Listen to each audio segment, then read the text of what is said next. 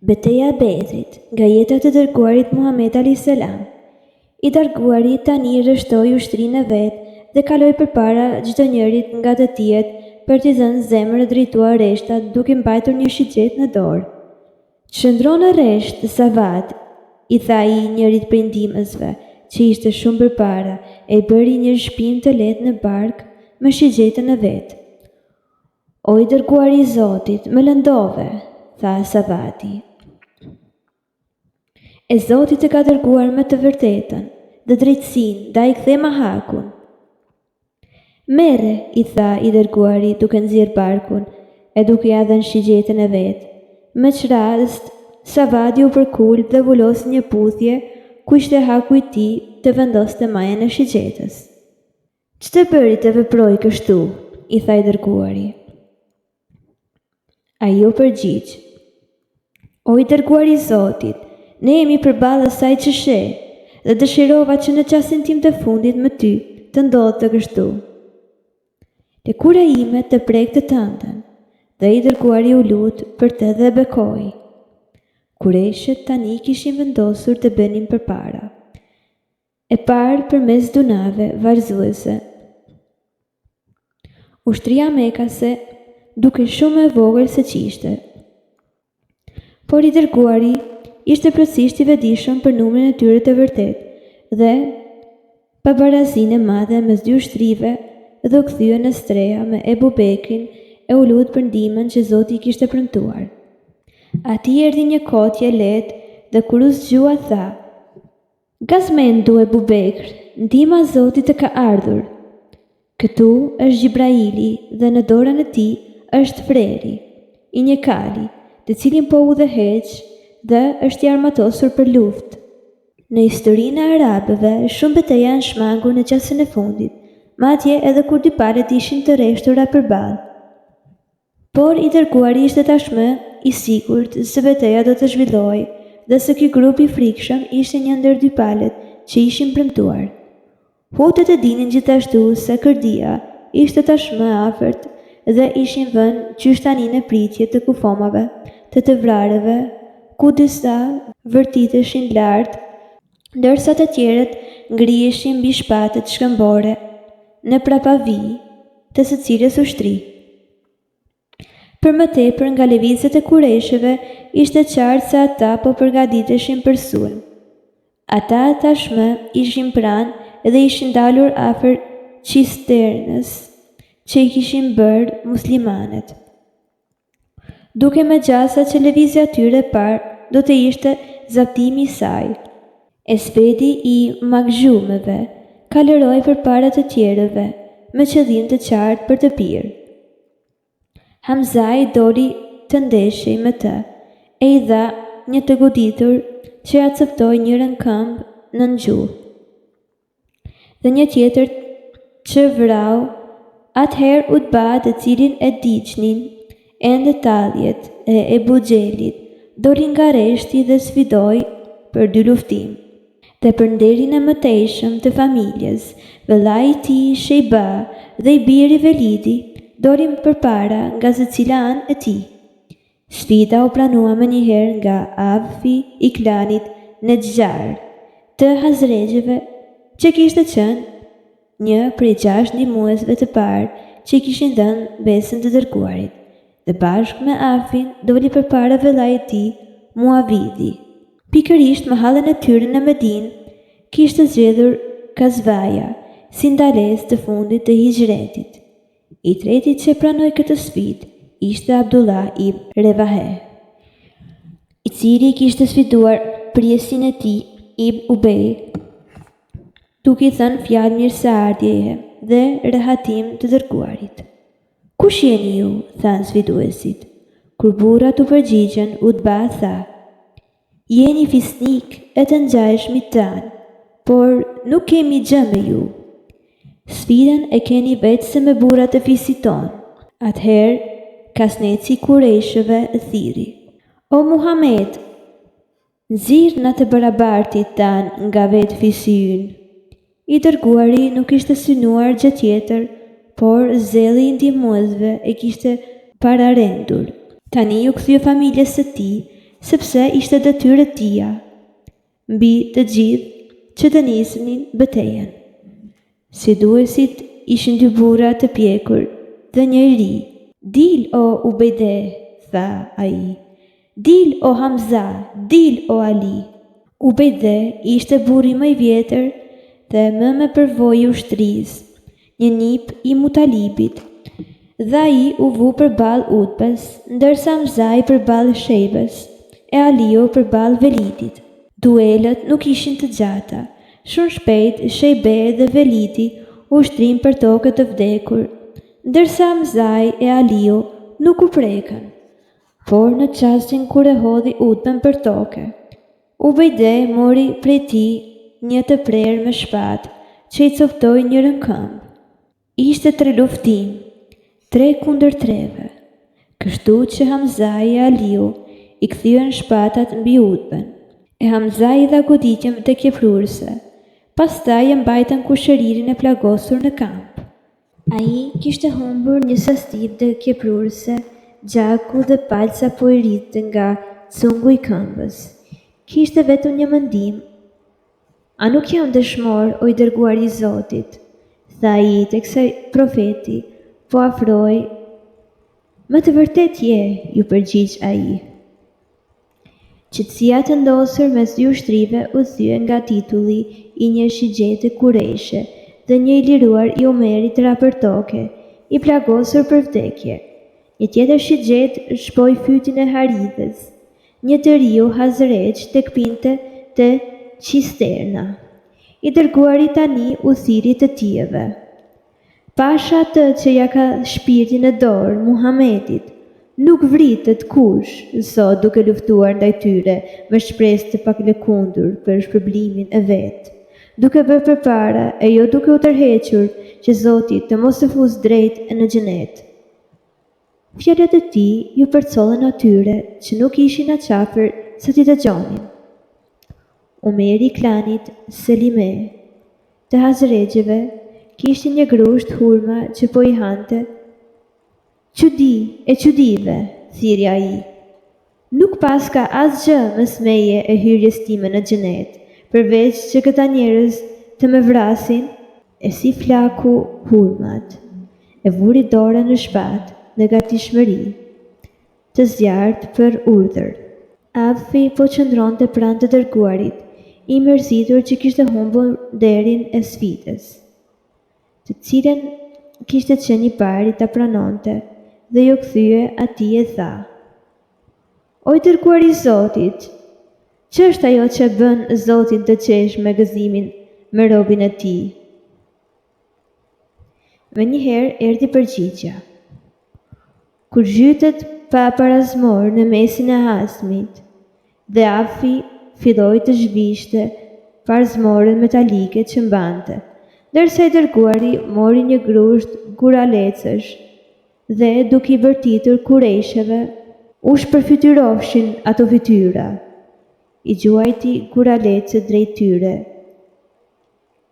I ndërgjegjshëm se po gjuante gjëmën.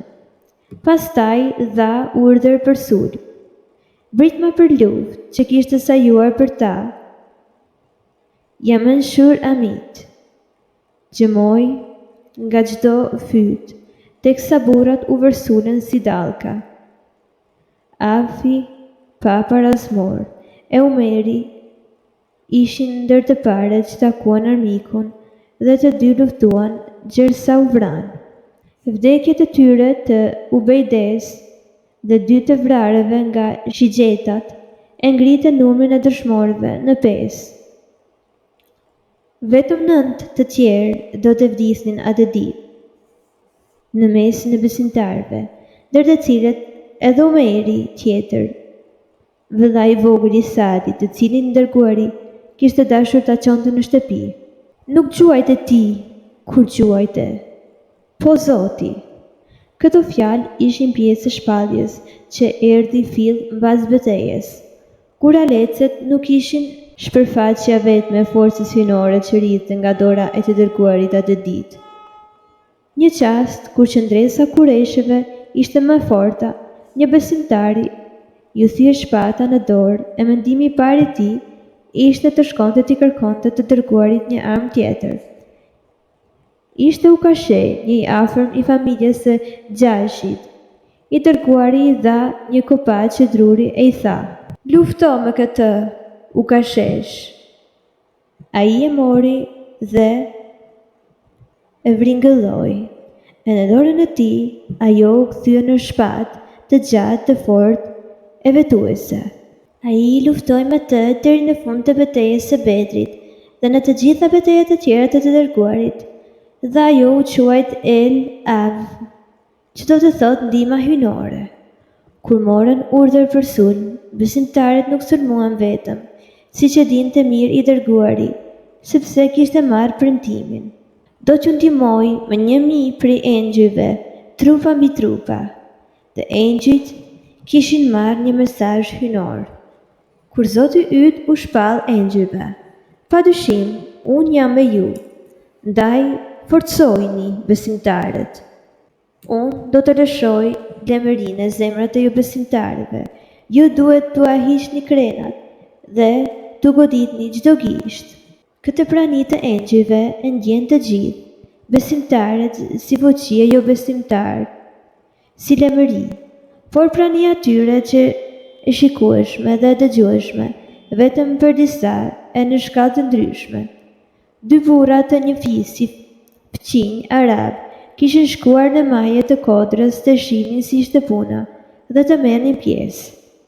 Kështu shpresonin në kapjen e pres pas betejës.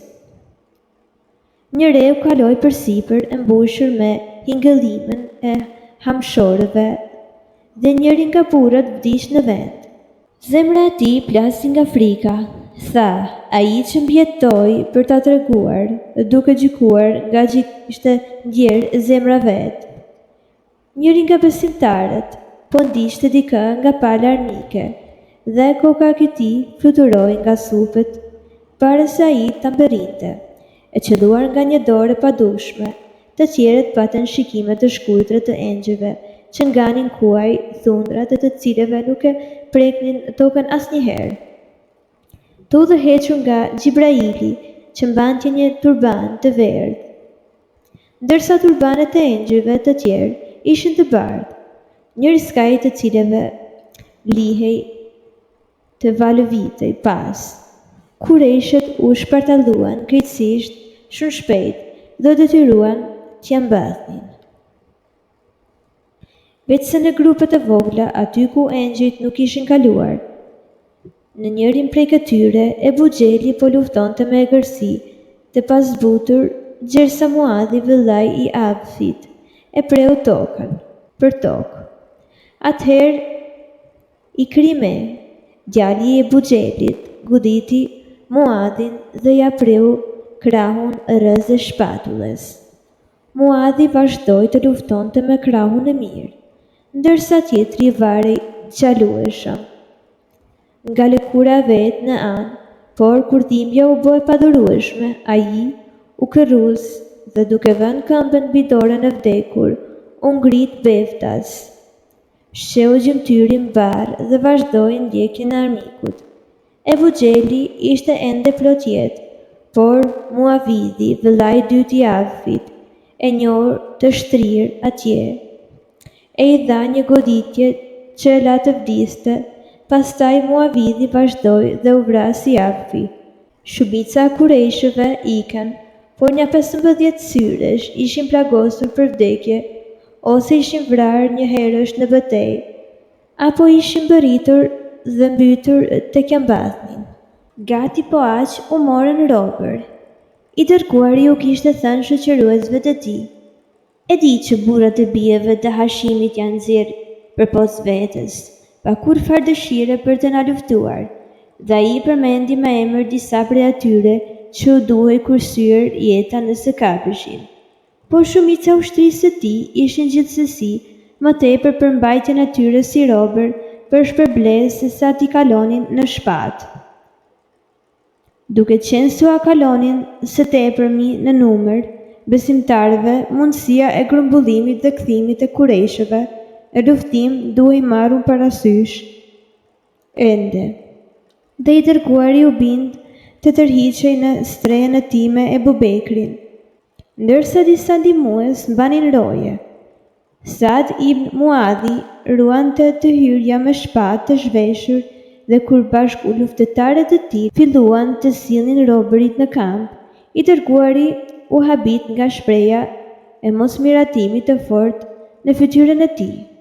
O Saad, i tha, me sa duket ajo që po bëjnë është e urryer në sytë tu. Saadi pohoi fuqishëm, pastaj shtoi. Kjo është humbja e parë që u shkaktoi Zoti ju besimtarëve, dhe më parë do të doja të shija burrat e tyre të vrarë sesa të lihen të gjallë. Umeri ishte i të njëjtit mendim, ndërsa Abu Bekri ishte që robërit të liheshin të gjallë, me shpresën që herë dha vonë mund të bëheshin besimtar, dhe i dërguari anonte nga ky qëndrim.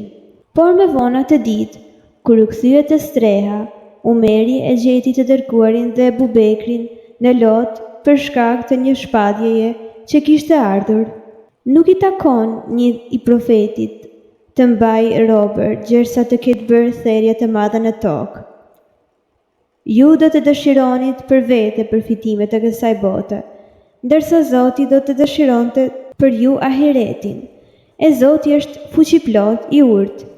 Por shpatja bëri pastaj të qartë se vendimi për t'i kursyer robërit ishte pranuar nga Zoti dhe nuk duhej tërhequr. Dhe i dërguari i dha një mesazh për vete robërit. O pejgamber, thuaj ju robërve në duart e tuaja, nëse Zoti njeh ndonjë të mirë në zemrat tuaja, do t'ju jap më mirë se çka ju është marrur, dhe do t'ju falë. Vërtet, Zoti është falës, mëshirues. Megjithatë, ishte një syrësh Ebu Xheli, i cili qartazi nuk mund të falej. Mendimi i përgjithshëm ishte se ai që i vrarë dhe i dërguari dha urdhër t'ia kërkonin trupin.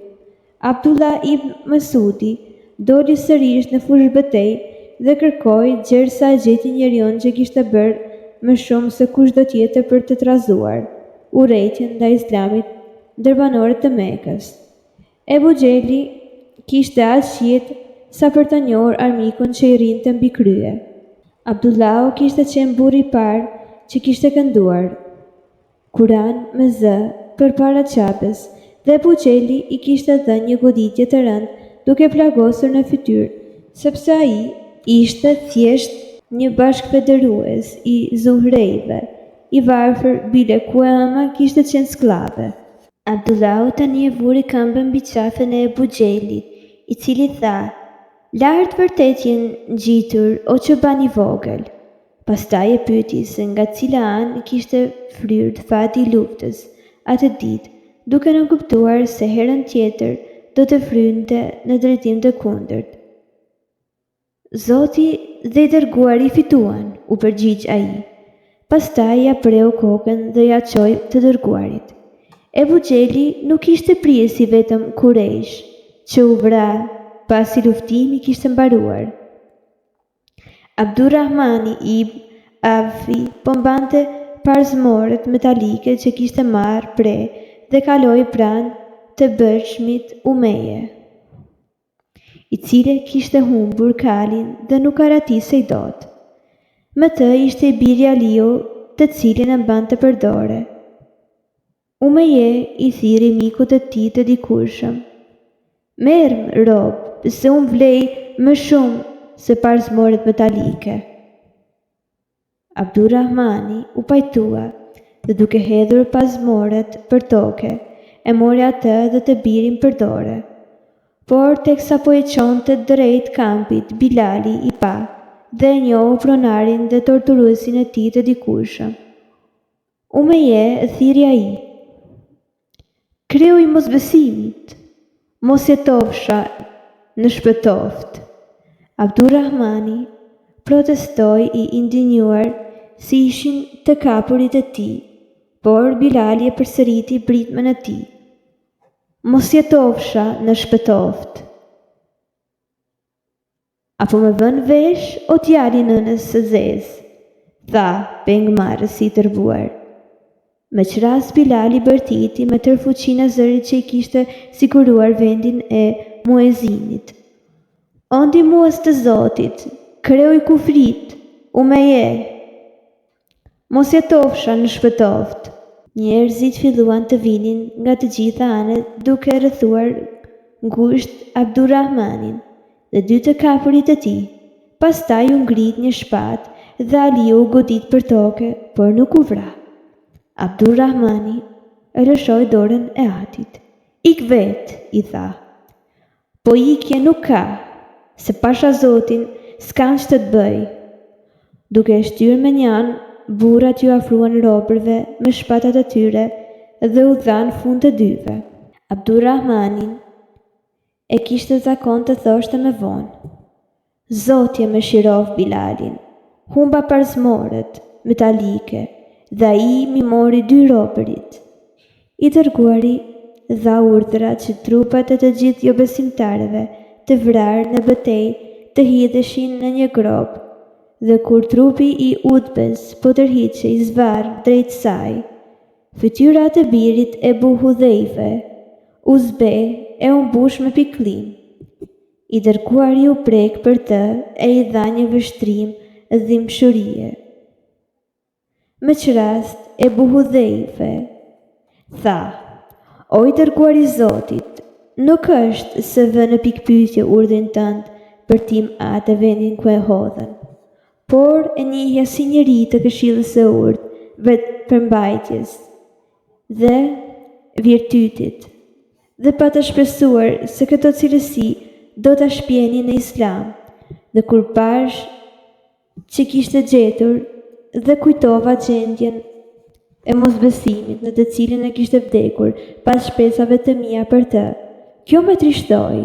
Atëherë i dërguari e bekoi e Hudhaifen e i tha fjalë të mirësishme.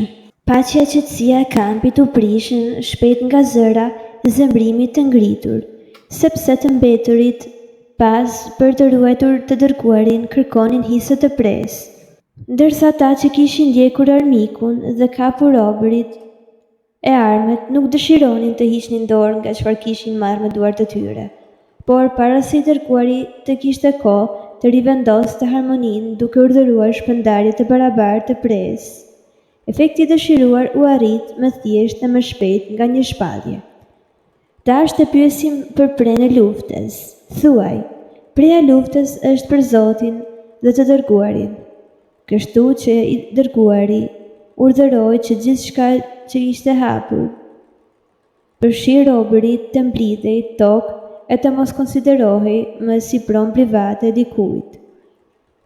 Urdhri u dëgjua me njëherë pa diskutim. Më shquari i të kapurve ishte kreu i klanit Amir, Suhejli, kushëri i Seltës dhe vëlla i burrit të saj të parë. Të tjerët të lidhur më tepër me të dërguarin ishin xhaxha i tij Abasi dhe ëndri i tij Ebul As, burri i Zejnebës dhe kushërind e tij Akili e Neufeli. Ai dha urdhër të përgjithshëm që të kapurit të trajtoheshin mirë, donse sigurisht duheshin lidhur, por mendimi se xhaxha i tij duhet të duronte burgim të tillë, nuk e la të dërguarin të flinte natën, e ai dha urdhër që zinxhiret e tij të liroheshin. Të kapurit e tjerë morën trajtim me pak lëshues nga më të afërmit e tyre. Musabi kaloi pranë të vëllait Ebu Aziz, teksa po lidhej nga një ensar që e kishte kapur dhe tha: Lidhe fort se ëma është e pasur dhe mbasi ta paguan lirimin e tij, vëlla, tha Ebu Azizi. Kështu me rëvdoke të halku? Tani kam vëlla atë në vendin tënd, tha Musabi. Megjithatë, Ebu Azizi kishte zakon të tregonte me vonë trajtimin e mirë që i kishin bërë ensarët, të cilët e morën në Medinë, nga ku ëma e liroi për 400 dirhem, me të bërë qartë se 800 ose më shumë nga trupat mekase në liri ishin shpartalluar tej çdo mundësie grumbullimi. I dërguari dërgoi Abdullah ibn Revahen, tu jepte si hariqe të fitores banorëve të Medinës së sipërme, pra pjesë më jugore të qytetit, dhe dërgoi Zeidin te populli i Medinës së poshtme. Ai vetë qëndroi me ushtrinë e Bedrit dhe atë natë shkoi e ndeti në këmbë buzëgropës ku ishin hedhur trupat armiqve të Islamit. O burra të gropës, tha ai, farefisi profetit tuaj, e keqe paskësh qenë farefisnia që ju treguat. Rëndësak me quajtët, kur të tjerët me morën e gji, ndaj me e luftuat, kur të tjerët me ndihmuan drejt fitores. A gjetët e vërtet atë që ju premtoi Zoti juaj? Unë gjeta të vërtet atë që më premtoi Zoti im. Disa nga shoqëruesit e tij dëgjuan dhe u habitën me të folurit e tij, drejtuar trupave të vdekur. Të dëgjuarit tuaj të asaj që them nuk është më mirë se i atyri, tha ai, por ata s'më përgjigjen dot. Të nesërmen herët në mëngjes, ai u nis për në Medinë me ushtrinë e tij dhe pren. Dyngat e kapurit me vlerë, pra ata që mund të besoheshin të paguanin lirimin e plot prej 4.000 dirhemëve, ishin Nadri i Abdudarëve dhe Ukbe i Abdushemsëve, por këta ishin dy nga armiqt më të këqij të Islamit dhe po të lejoheshin të ktheheshin, ata do të rinisnin me njëherë veprimtaritë e tyre të liga, përveç nëse fitoria muslimaneve në Bedr kundrejt gjasave të tilla i kishte bërë të mendoheshin. Tani i dërguari mbante sytë pareshtur mbi ta, por nuk ishte asnjë shenjë ndryshimi në zemër tek asnjëri. Dhe gjatë marshimit ju bë qartë se nuk përputhej me vullnetin e Zotit që ata të liheshin në gjallë. Në një prej ndaresave të para, ai urdhëroi që Nadri të vritej dhe atij ja preu kokën Aliu. Në një ndalesë të mëpasme, Ukba pësoi të njëjtin fat nga dora e një efsi. I dërguari e ndau pjesën tjetër të kapurve dhe pjesën e mbetur të pres në një ndalesë 3 ditë marshim larg Medinës, duke i dhënë sa ishte mundur pjesë të barabartë çdo njeriu që kishte marrë pjesë në fushat.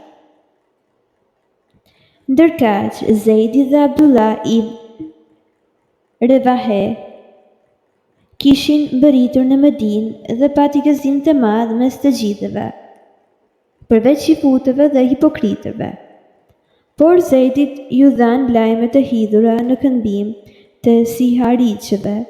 Rukaja kishte vdekur, Uthmani e Usama sapo ishin kthyer nga varrimi i saj. Vajtimet në atë pjesë të qytetit u shtuan edhe më tepër kur Zeidi i tregoi afras për vdekjen e 2 bijeve të saj, Afit e Muavidit. Sevda shkoi midis shtëpisë së saj dhe të tyres për t'u bashkuar zisë në të dyja. Por Afran kishte gëzim të përzier me pikëllim në saj të mënyrës së lavdishme që kishin rënë të bijet, por Zeidi duhet i tregonte dhe Rubaiz për vdekjen e djaloshit të saj Harithe ibn Suraka, qafa të cilit ishte shpuar nga një shigjet teksa pinte ujë në cistern, dhe me të kthyer vet i dërguari pas disa ditëve, ajo i erdhi edhe pyeti për të birin, sepse mundon të mendimi se djaloshi ishte i vrarë para betejës dhe para se të arrinte të jepte një goditje për Islamin. O i dërguari i Zotit, tha ajo, apo ma tregon për Harithen, në mënyrë që në qoftë në xhenet do të aduroj humbjen me sabër, e nëse jo, të pendohen për të me vajtim. I dërguari u ishte gjegjur tash me pyetjeve të tilla në përgjithësi, sepse kishte premtuar se një besimtar shpërblet sipas njetit, dhe sikur të mos arrijë, veprat njehen sipas njetit. Por tani ai u përgjigj asaj në veçanti duke thënë: O ema e Harithës, Në xhenet janë shumë kopshte. Vërtet yt biri arriti më të lartin Firdeusin.